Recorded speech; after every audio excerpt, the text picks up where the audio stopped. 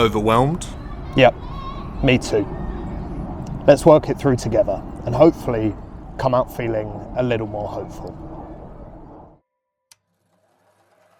I've always struggled with processing my emotions. As a young kid, I got angry really easily, and I used to cry a lot, like whenever anything happened that went against me. I never really equipped myself properly for handling adversity, and then when my parents got divorced when I was around 11 or 12, I'm not sure I entirely processed how that impacted me. As I grew up, I found things harder to deal with and got more and more anxious under the surface, while trying to maintain a sense of control at face value. Without realising it, in my late teens and into my early 20s, I found vices. I found ways of never really accommodating my feelings, and so I was numb to a lot that was going on. I became quite dependent on these vices, and I put on weight, I got depressed, and I was constantly feeling like I was treading water.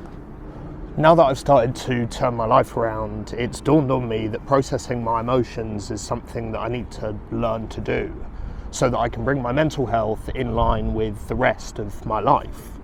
And the reason it's dawned on me is because recently life has become incredibly overwhelming. And I'd really rather not deal with it in the same terrible way I did last time. Both in my work and personal life, everything started to become quite difficult to manage. There's a lot of big changes coming up in my life, and they're becoming more and more real by the day. I've sat in denial with those changes for a while, ignored them, and so I'm noticing how heightened my emotions are feeling now they're coming closer. In the meantime, work has ramped up significantly in terms of pressure and its ability to sap energy from me. With everything going on, I'm approaching much of my life on autopilot.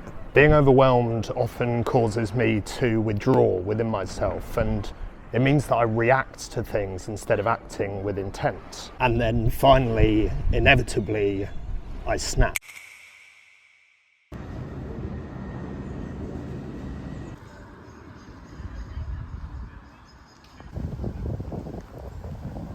Snapping looks something like this. Frustration over the smallest things, attempting to plough through life like a bull in a china shop, actively pretending nothing's wrong while being on the verge of breaking down, and just being constantly at eruption point, ready to go batshit crazy when someone pushes my buttons.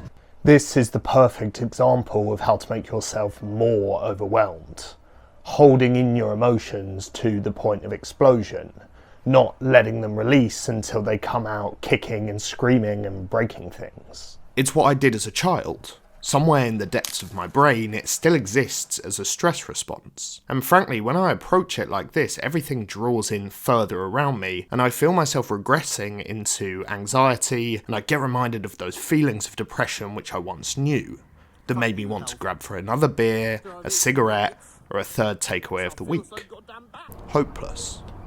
Fortunately, I promised a message of hope, and with that comes some helpful and healthy activities for calming me down, getting rid of those overwhelming thoughts and feelings, and making me feel that eventually it'll all be okay. Firstly, get outside, breathe in some fresh air, take a short walk, take a moment to review the situation when you're stepped away from it. What's in your control and what isn't? And of the things in your control, what can you do to make it better? Secondly, running has really helped me. When life gets overwhelming, use running to break up the day.